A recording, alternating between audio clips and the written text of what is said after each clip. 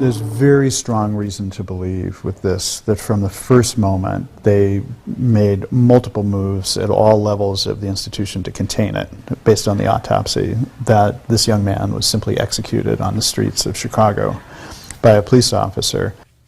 Chicago journalist Jamie Calvin discussing the fatal shooting of Chicago teen Laquan McDonald, shot 16 times by a Chicago police officer. As we're back on America's Forum with Miranda Kahn, J.D. Hayworth, we should note, Miranda, that the city of Chicago is shelling out $5 million to McDonald's family following a settlement. But this is not the first time the police department has paid out a lump sum for cases involving police.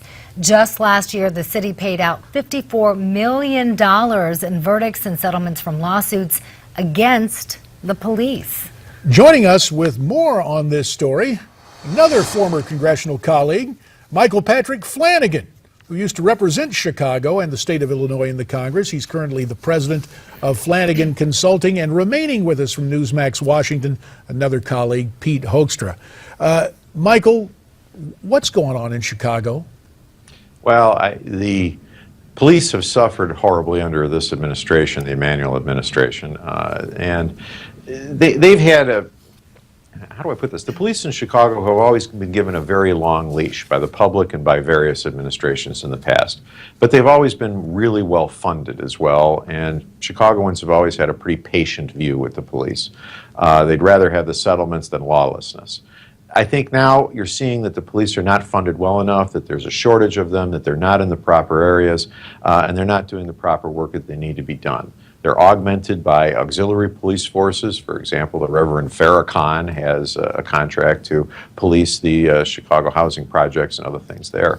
And so not only are they now in a position of having to be rougher and tougher than they have been in the past, but they're also underfunded as well. And this tracks directly back to Chicago's financial woes and the Emmanuel administration's failure to deal with those effectively over the last 4 years. Yeah, it's interesting, Michael. Coming from the Midwest, Chicago was always viewed as one of those cities that there was always a certain level of corruption, but it was a city that worked. You could go there, you could be safe, you could enjoy it. The waterfront is absolutely gorgeous. Is Chicago in danger of losing that reputation and actually it becoming a different kind of a city? That's a great question, Peter. I think that it's Chicago is not in a death spiral. I don't want to say that, but it's definitely on a slide. The more they cut, the less that comes in, the harder it is to meet the budget projections, the more they have to cut, and so on and so forth. This has to be addressed in a sparkling way with some new concepts, some new ideas, and frankly, they're going to have to take on the very expensive pensions and the very expensive unions toe-to-toe. They have a new Republican governor in Illinois, Governor Rauner. He's worked with Emmanuel in the past. Hopefully together they can do something great, and I'm glad that Emmanuel has somebody over his shoulder now in Springfield as opposed to having to carry it himself, because I frankly don't think he's equal to it. Well, let's talk about Emmanuel. Mayor Rahm Emmanuel plans to start a reparation fund for victims of police torture from the 1970s and 80s under former high-ranking Chicago police official John Burge. Take a listen, and we want to get your reaction. My goal is to both close this book, the Burge book, on the city's history, close it and bring closure for the victims. Michael, Chicago just re-elected Rahm Emmanuel as mayor. Do you think he's done enough to stop change the culture within the police department in your mind? Well, this concept that he has is a good one, and I think it's a good initiative, and I think he's wise to do it. I do think, though, that he's doing it, proposed it for political reasons and moves it through for political reasons, and hopefully that he'll stay with it now that he's been reelected, and that'll be up to the community to keep him to it. It's a grand Chicago tradition to promise the sun, the moon, and the stars and deliver nothing after you've been reelected. Hopefully Emmanuel's feet will be kept to the fire on this and do this to try and really say out loud what we all think, and that this is a terrible thing and reparations should be made. 30 seconds, Michael. Rahm used to represent that Chicago district you represented in Washington. If you were to give the mayor one piece of advice, what would it be? Well, he got reelected with a really very clever television ad that had him in a Mr. Rogers sweater, and he said, well, you know, I talk more than I should listen. My suggestion to him is to actually be a 54-year-old leopard that can change its spots and actually stop sending dead fish to people, stop making threats, and really be a good guy. And if he does that, I think he's got a chance at success. Wow, a leopard changing his spots? Rahm Emmanuel changing into a Mr. Rogers sweater? I guess stranger things have happened. I just can't remember when. Michael Patrick Flanagan, stay right there. Pete Hoekstra, please do too. And you stay with us as there's more coming up here on America's Forum right after this. I'm running for president. Americans have fought their way back from tough economic times, but the deck is still stacked in favor of those at the top.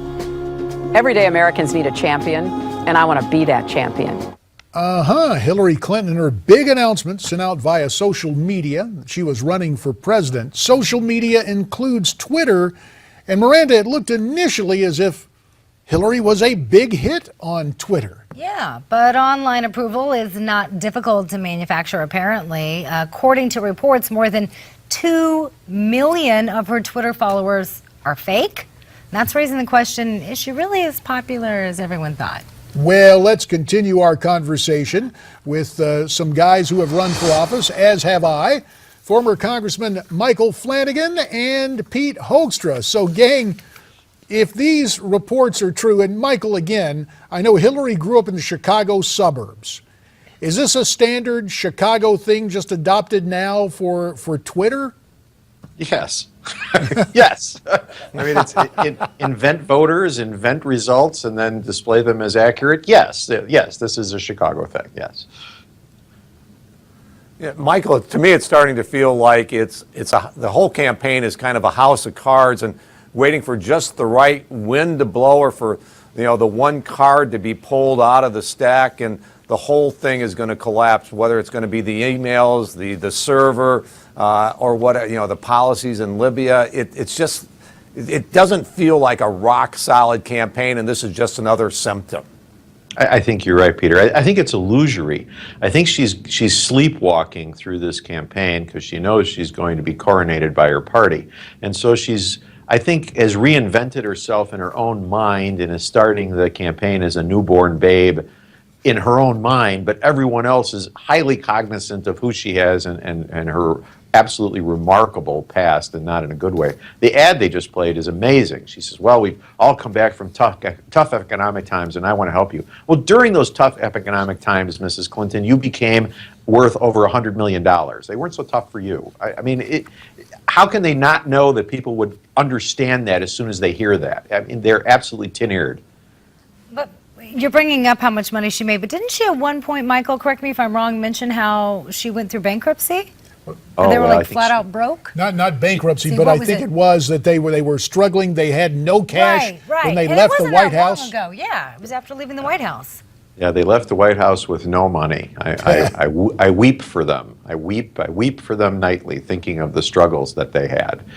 You know, it's amazing how incapable the Clintons are in actually connecting with the average American, because they have always considered themselves, as most, you know, really extreme liberals do, as elitists. And they think of themselves as better than you and I, but they have to pretend. And so they do in these ridiculous ads where any thinking person can see through it and become pretty sickened by it when they see it. So, yeah, and this leads to that, what she had to say, that she's going to be a champion for the middle class. Is this just standard, the standard lyrics from the leftist hymnal that we're going to be there for them? I think you're right, JD. I think it's just, she's never been in the middle class. She's been working for government her whole life, or raising a family. Then she's gone out and made $1 jillion. She's skipped past the middle class. She's never worked in a firm. She's never earned a living. She's never met a payroll. She doesn't know anything about any of these things. And I think her most classic and famous quote of late is, business doesn't create jobs, which shows her complete incapacity to understand where the middle class is or comes from.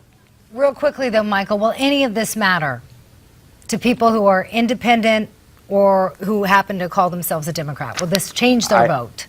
I think 30 seconds. I think the people, the younger people particularly, do not want another Bush-Clinton contest. think the Republican Party would be a mistake to nominate Bush for that reason, if none other. And I think the Democratic Party would mistakenly nominate Clinton for the same reason. I think they'll both be rejected. Michael Patrick Flanagan, he knows whereof he speaks about the Chicago way. Mike, we're going to have you back next hour. Pete Hoekstra, stay right there, because when we come back, there's more about that whole notion of balancing liberty and security.